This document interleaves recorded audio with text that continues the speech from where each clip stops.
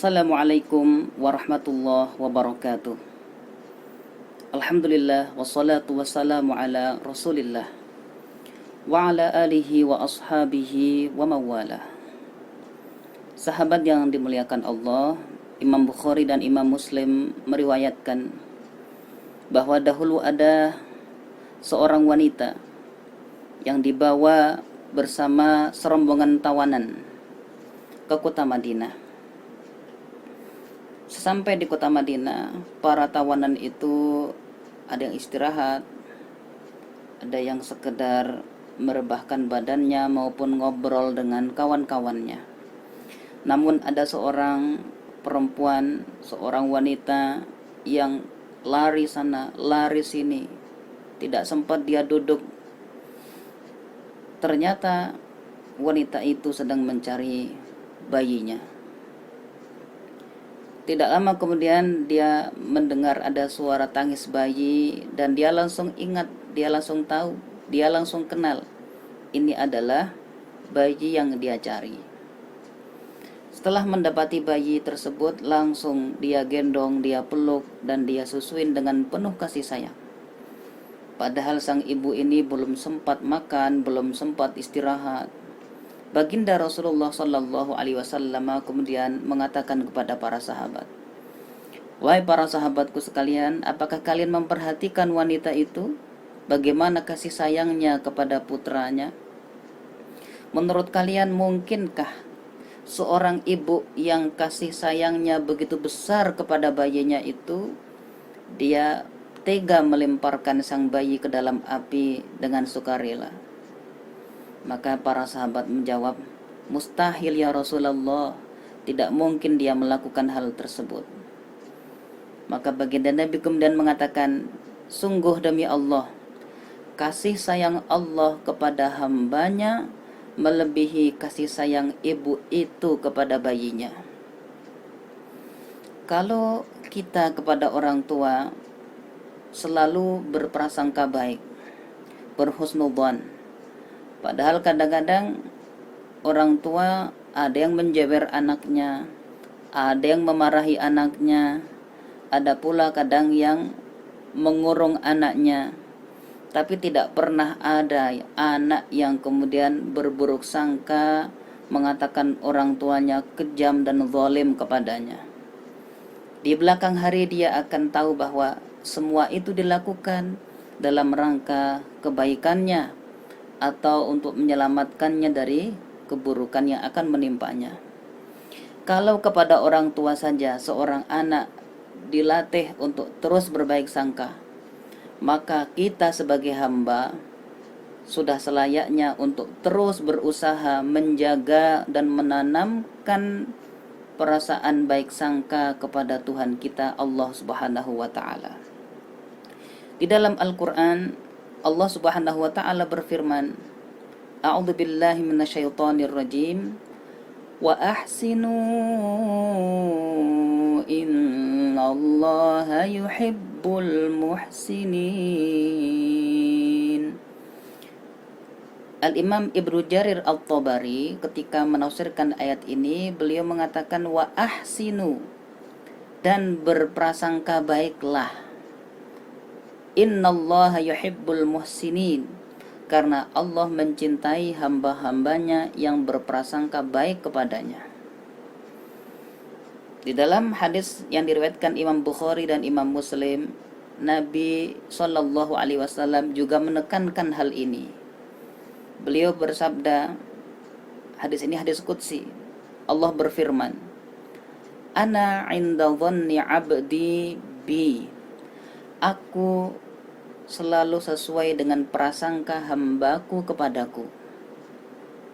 Ditambahkan di dalam riwayat yang lain, in dhanna bi khairan falahu wa in dhanna bi syarran falahu. Siapa yang berbaik sangka kepadaku, maka demikianlah dia akan menjumpaiku. Akan tetapi barang siapa yang berburuk sangka kepadaku, maka itu pula yang akan dia dapati di hadapanku. Maka kita harus selalu menjaga husnudzon kita kepada Allah dalam kondisi apapun. Biasanya ada satu kondisi di mana setan mempermainkan keyakinan kita, menanamkan was-was sehingga kita kadang-kadang kehilangan husnudzan kepada Allah. Di antaranya adalah ketika kita berdoa. Sudah berdoa siang malam sekian lama, tapi kok ya tidak kunjung kelihatan pengabulan Allah untuk doa-doa kita itu. Maka dalam kondisi ini kita harus tetap berprasangka baik kepada Allah. Jangan pernah kita mengatakan, wah doaku memang tidak terkabul, wah Allah tidak mendengar doa-doa dan permintaanku. Jangan sampai ini kita katakan. Kita tentu masih ingat kisah bagaimana iblis dulu diusir dari surga. Allah abadikan kisah ini di dalam surat Al-Hijr ayat 34 hingga 38. Ketika Allah Subhanahu wa taala berfirman, Qala fakhruj minha fa innaka rajim. Keluar wahai iblis engkau dari surga ini, karena sesungguhnya engkau makhluk yang terkutuk. Wa inna 'alaikal la'nata ila yaumiddin. Dan sesungguhnya bagimu laknatku hingga hari kiamat. Di sini karena kedurhakaan iblis, Allah usir iblis. Kemudian Allah laknat iblis dan Allah kutuk iblis. Makhluk yang paling hina, yang paling rendah, yang paling celaka. Akan tetapi lihat, di saat itu sempat-sempatnya iblis kemudian memohon berdoa kepada Allah. Qala rabbi fa'anzirni ila yaumi yub'atsun. Ya Allah, tolong ya Allah, panjangkan umurku sampai hari kiamat, sampai hari kebangkitan. Apa jawaban Allah atas doa iblis ini? Setelah dia diusir, dikutuk, dilaknat, iblis berdoa.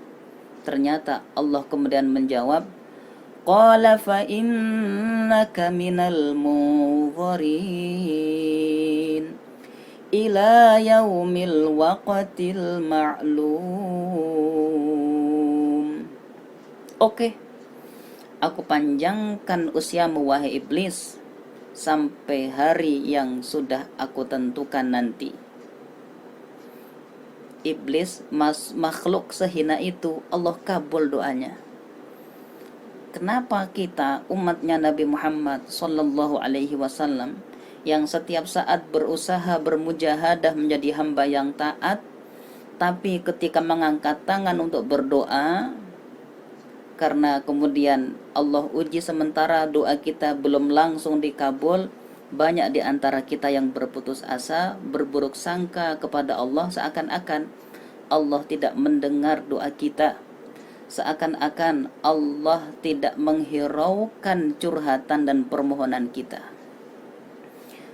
Baginda Nabi sallallahu alaihi wasallam di dalam hadis yang diriwayatkan oleh Al-Imam At-Tirmidzi, beliau bersabda, "Ma min muslimin yad'ullaha bida'watin laisa fiha ma'samun wala qati'atu rahim illa a'tahu Allahu ihda salas." Tidaklah seorang hamba yang muslim dia berdoa kepada Allah dengan satu permintaan yang di situ tidak mengandung unsur dosa dan bukan dalam rangka memutus silaturahim, kecuali pasti Allah akan kabulkan dengan salah satu dari 3 cara. Yang pertama, imma ayyastajibalahu da'watahu. Bisa jadi Allah langsung kabulkan apa yang dia minta seketika sesuai harapan yang dia inginkan.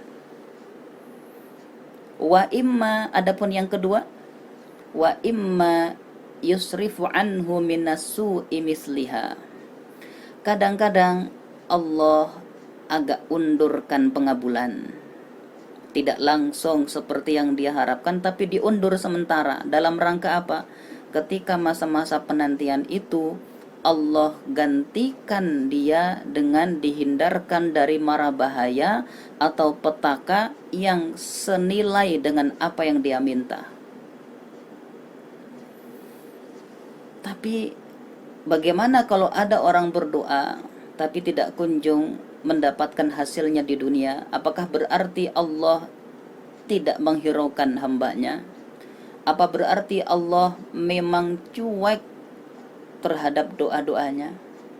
Ternyata ada cara ketiga Allah mengabulkan doa-doa kita. Au yaddakhiru lahu minal ajri misliha. Bisa jadi memang Allah lebih mengetahui apa yang terbaik buat kita. Jadi Allah simpan pahala-pahala doa-doa kita itu menjadi parsel istimewa kelak kita ketika masuk ke dalam surganya.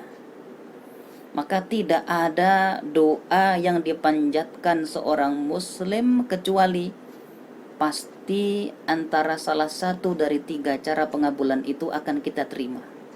Bisa langsung sebagaimana yang kita harapkan, atau Allah undur dalam rangka menghindarkan kita dari mara bahaya yang senilai atau setimpal dengan apa yang kita minta.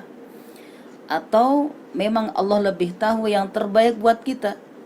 Allah tidak berikan itu untuk kita di dunia, tapi Allah simpan sebagai parsel pahala istimewa yang kelak akan membuat kita lebih sempurna kebahagiaan itu dirasakan di dalam surga.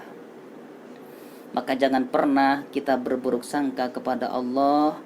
Allah tidak pernah menyia-nyiakan doa-doa kita. Allah tidak pernah berpaling dari hambanya. Maka saat berdoa, mintalah dengan penuh yakin. Ud'ullaha wa antum muqinuna bil ijabah. Mintalah kepada Allah dengan hati yang yakin penuh harap bahwa Allah akan mengabulkan doa-doa kita. Semoga bermanfaat dan selamat menjadi hamba yang selalu dekat, yang selalu disayang oleh Allah Subhanahu wa ta'ala. Assalamualaikum warahmatullahi wabarakatuh.